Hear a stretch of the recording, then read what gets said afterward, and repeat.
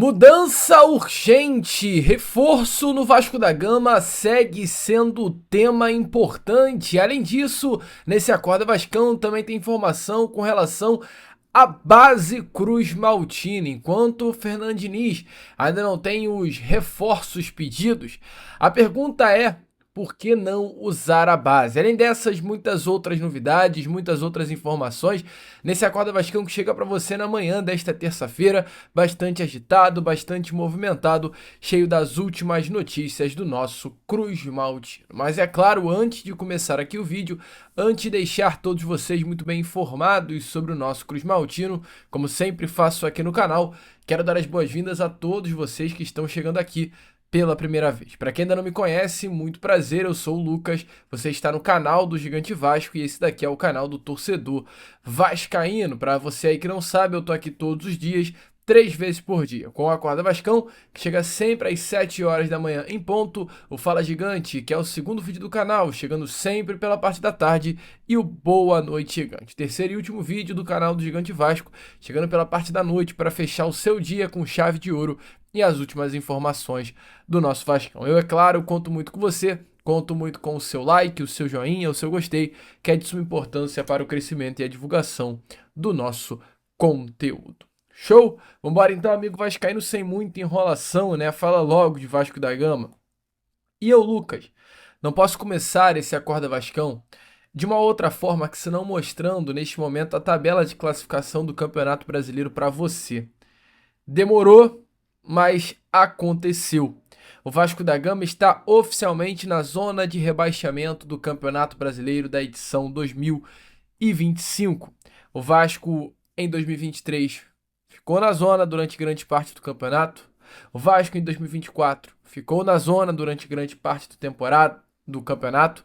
E o Vasco, em 2025, volta para a zona do rebaixamento. O Vasco pediu, o Vasco implorou, e o Vasco conseguiu. Nos últimos 4 jogos de Campeonato Brasileiro, o Vasco da Gama não conquistou nenhuma vitória. Nenhuma vitória, amigo vascaíno. A situação do Vasco da Gama, olhando a tabela do Campeonato Brasileiro, é vergonhosa, é ridícula. O Vasco hoje está a exatamente 3 pontos de distância da primeira equipe, longe do Z4. A situação ela complicou, amigo vascaíno. O Santos, que estava no Z4 ontem, venceu a equipe do Juventude jogando dentro do Morumbi, em São Paulo. Vitória essa que tira o Santos da zona do rebaixamento. O Vasco se afasta do pelotão de cima. O Vasco hoje tem 15, vê Vitória e Santos acima com 18, vê Grêmio com 20, Internacional com 21, Corinthians e Ceará com 22. A situação do Vasco é tensa. O que favorece um pouquinho a situação do Vasco é a questão das partidas disputadas. O Vasco tem 16 jogos, enquanto Vitória, Corinthians tem 18, e além desses, Ceará, Inter, Grêmio e Santos com 17 partidas. Entretanto, mesmo com o Vasco tendo um número de jogos inferior aos demais, olhando para a zona do rebaixamento, o Vasco tem exatamente o mesmo número de jogos que Juventude ou Sport. Ou seja, se o Vasco entrar em campo e não vencer, a situação pode ficar ainda pior. E além do mais, o Juventude está de técnico novo, que é o Thiago Carpini. O Fortaleza está de técnico novo, pós saída do Vojvoda, Renato Paiva. E o Vasco segue com o técnico Fernando Diniz. Isso não é uma crítica ao trabalho do Diniz. É, entretanto, um alerta. Sempre que há um técnico novo, o trabalho muda. O trabalho tende a melhorar. O Diniz estagnou com o Vasco. E eu fico muito preocupado com relação ao futuro do nosso clube.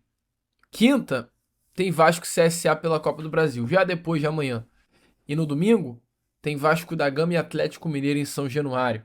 O que será que vai acontecer? É uma dúvida minha e uma grande preocupação, inclusive. Mas a minha dúvida, a minha preocupação, os meus problemas, eles não se tornam apenas grandes olhando para o Campeonato Brasileiro. Eles se tornam até maiores quando se olha para a questão de mercado do Vasco da Gama. Ontem, o jornalista Diogo Dantas, do O Globo, confirma que membros da diretoria do Vasco alegam que a falta de apetite no mercado por parte do Cruz Maltino para contratar jogadores se deve a um problema de liquidez já conhecido no Vasco desde o período da recuperação judicial. A informação ontem dada pelo jornalista Diogo Dantas é que, em vez de usar o dinheiro para contratar, hoje as receitas que caem nas contas do Vasco da Gama, elas são usadas para manter os vencimentos em dia e evitar atraso no pagamento das dívidas. Além do mais, a informação é que desde que deu entrada no processo, o Vasco mantém luvas, comissões, salários rigorosamente em dias. Se receber recursos inclusive de venda de atletas, também precisará empenhá-los em dívida. Eu acho isso muito legal, eu acho isso muito maneiro. De fato, a reestruturação financeira do Vasco da Gama era algo que já deveria ter sido feita há muito tempo. Entretanto, para um torcedor que sofre tanto como o vascaíno, ele não merece passar por isso, não ter dinheiro para contratar. Esse discurso de recuperação judicial, esse discurso de austeridade, é um discurso legal, um discurso que o Flamengo adotou em 2012, em 2013, em 2014. Só que é importante a todos nós aqui lembrarmos que antes de você implementar um discurso de o Pedrinho está fazendo o melhor para o Vasco, o Pedrinho está se segurando financeiramente olhando o futuro do Vasco, eu não tenho dúvida de que isso acontece. Mas você, não gritamos é campeão há 14 anos, amigo vascaíno. O último título do Vasco da Gama foi há 14 anos. Então esse papo de austeridade é legal, como foi com o Flamengo, quando em 2012 eles iniciam um planejamento de segurar financeiramente para se reestruturar como um clube nas suas finanças, após 4 anos ter conquistado um campeonato brasileiro com Adriano e Wagner Love.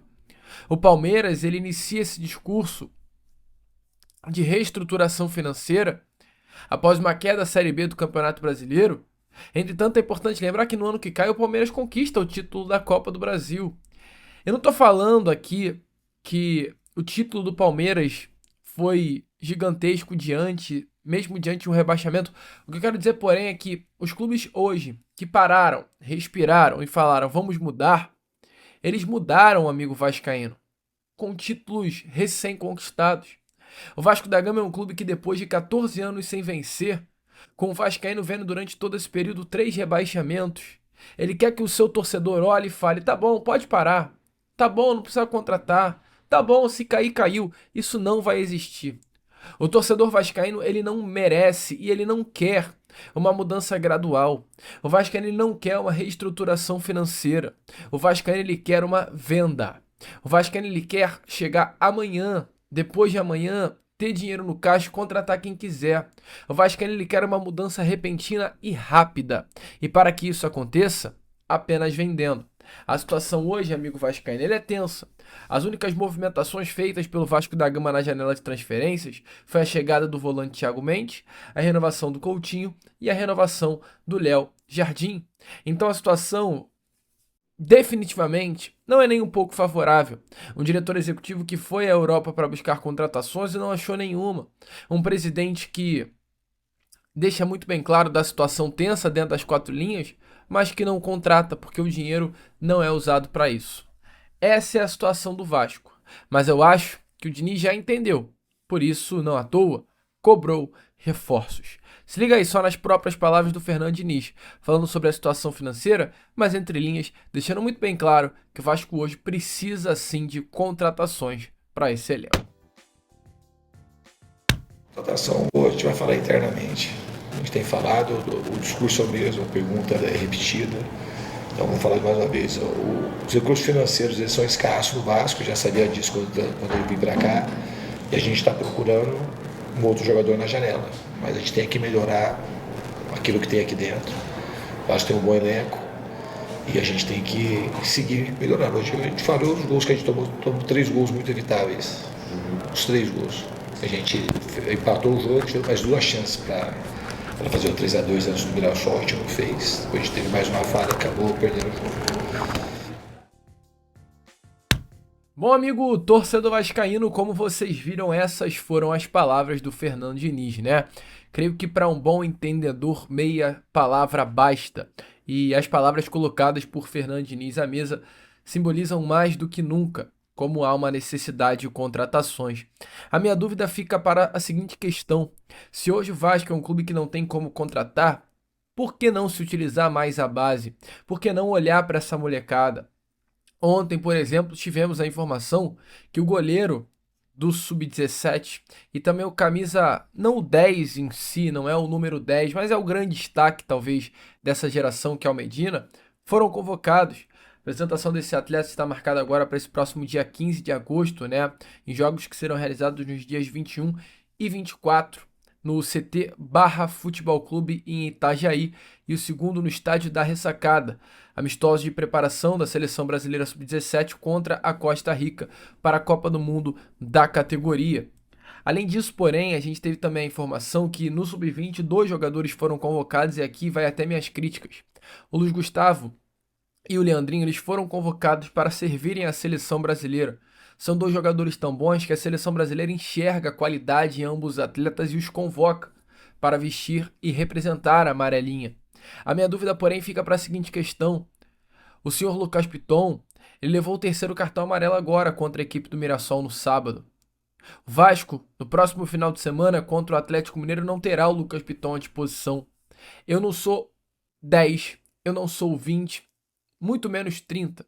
Eu sou 1000 vezes mais o Leandrinho do que o senhor Vitor Luiz. Entretanto, por conta da convocação, o Leandrinho não estará à disposição do técnico Fernando Diniz, apenas, inclusive, Vitor Luiz. Apenas o Vitor Luiz. O Luiz Gustavo, ao meu ver, é melhor que o Maurício Lemos. O Luiz Gustavo, ao meu ver, é melhor que o Lucas Freitas. Mas está na seleção brasileira porque o Vasco não precisa. O Vasco está bem. O Vasco está bem servido de bons jogadores, para não falar ao contrário. É um clube que tem à sua frente dois ex-jogadores criados no Vasco que não valorizam os crias. É surreal o que acontece no Vasco da Gama, amigo. É de ser estudado. A gente teve, por exemplo, esse caso mais recente que foi o do Barros, essa loucura que de fato aconteceu. A gente teve também, até em informação, a situação do lateral direito Paulinho. O Vasco estava, sim, está ainda disposto a fazer negócio com o Atlético Mineiro pela venda do lateral direito, que é uma das grandes promessas. O Atlético ofereceu 2 milhões de dólares, algo em torno de 12 milhões de reais pela compra do jogador. E o Vasco fez uma contraproposta pedindo um valor pelo empréstimo do atleta. E por isso que a negociação não andou. Se o Atlético Mineiro estivesse disposto a pagar pelo empréstimo do jogador, a negociação iria andar, amigo vascaíno. É surreal. É surreal o Vasco vender uma de suas maiores promessas, praticamente, a meu ver, de graça para o Atlético Mineiro. De graça, 12 milhões pelo Paulinho é gratuito. Pagou, nada, levou, muito.